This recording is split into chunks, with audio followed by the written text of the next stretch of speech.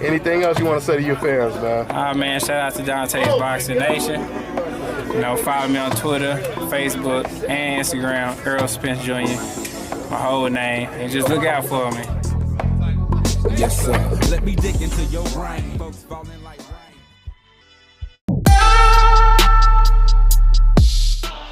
He been here before, he broke records here before, he's a legend of the sport, and it'd be my honor to fight him next.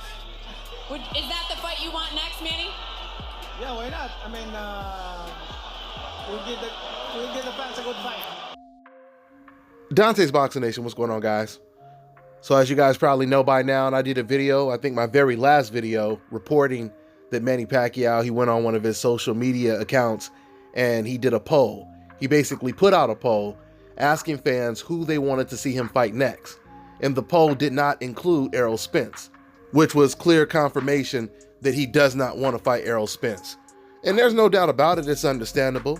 Manny Pacquiao, he knows he will most likely get demolished in a fight against Errol Spence, but he has a chance against other welterweights.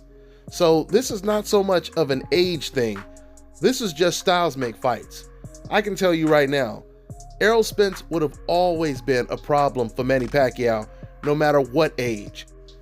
I mean, just go back and watch some of Manny Pacquiao's old fights. If you go all the way back to Agapito Sanchez, and this is just one of the guys, one of the examples, Agapito, he was actually winning the fight when the fight was prematurely stopped for fouls. I believe one or two of the judges actually had him up winning the fight. He landed a body shot early in this round, was his best punch. There's Sanchez trying to unload, working behind conversations, and Pacquiao is looking a little bit confused as he's taking on the speed of Sanchez. So once again, Sanchez, that was just one example. You have the Joshua Clottey fight, where Joshua wasn't even throwing that many punches, but he still managed to completely rearrange Manny Pacquiao's face in that fight. He was extremely accurate with his jabs and his right hands and uppercuts. He just didn't let his hands go enough. So with all that being said, before I continue on where I was going with this point, let's go ahead and quote what Errol Spence had to say in response to Manny Pacquiao not including him in his poll that he did. So when Errol Spence found out, he simply said, "It doesn't faze me, I'm used to it, LOL." Meaning he's used to fighters avoiding him, no matter what their age is. If they're younger than him, older than him, it doesn't matter. This has definitely been a pattern when it comes to Errol Spence. That's why he has been called the boogeyman of the division. But now you have two boogeymen in the division, because before Manny Pacquiao was avoiding Errol Spence, he was avoiding Terrence Crawford. In fact, Manny Pacquiao had no problem fighting for the WBO title when Jeff Horn had the belt, but when Terrence Crawford had that same belt, Manny Pacquiao wasn't interested. But I don't have a problem with Manny Pacquiao avoiding tough competition or the toughest competition at his age. I don't mind at all. The only thing I have a problem with is the hypocrisy of the fans that defend Manny Pacquiao.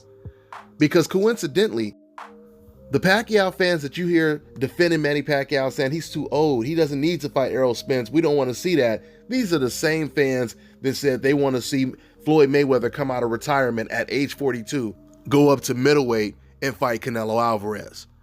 So you can't take nothing that these fans say serious at all. Manny Pacquiao, he looked good in his last two wins against Matisse and Adrian Broner. And I keep telling you guys, he will look good. Win, lose, or draw, Pacquiao will look good against Danny Garcia, Keith Thurman, and Sean Porter. You know, the only people he won't look good against is a Terrence Crawford or Errol Spence, because they will most likely knock Manny Pacquiao out. And a lot of fans, they understand this. Even Manny Pacquiao's own trainer, Freddie Roach, understands this. I'll close with saying this. For some of the fans that were posting comments on my last video about this topic, asking the question, why does every fighter want to fight this 40-year-old Manny Pacquiao? The same reason everybody wanted to fight Floyd Mayweather. Manny Pacquiao is not a washed-up 40. Roy Jones Jr. is washed up, meaning he's nowhere near the same Roy Jones that he was when he was undefeated. When Joe Louis fought Rocky Marciano, that was a washed-up Joe Louis. When Muhammad Ali fought against Larry Holmes, that was a complete washed-up Muhammad Ali. Okay? This Manny Pacquiao that we are seeing today is pretty much the same Manny Pacquiao, don't get me wrong. It's definitely still more dangerous to fight the best fighters in the division at age 40, but all I'm saying is he is not washed up like those fighters I mentioned. So, the good thing for Manny Pacquiao is he has tons of options. I would really like to see Pacquiao versus Keith Thurman. I think that's a great fight. So that most likely means if Manny Pacquiao is not going to fight Errol Spence, now the pressure is back on Shawn Porter. Shawn Porter, he's been talking like he wants to fight now. Shawn Porter, he understands that he cannot avoid Errol Spence because the walls are closing in. He really has no choice but to fight Errol Spence. He received a lot of backlash for avoiding that fight. And in Shawn Porter's last fight against Ugas, nobody really showed up to watch the fight. Not too many media members even covered it. And I think that kind of showed Shawn Porter that he needs to be facing the opponents that the fans want to see him fight, which is, of course, the likes of Errol Spence, who is now the biggest star in the division.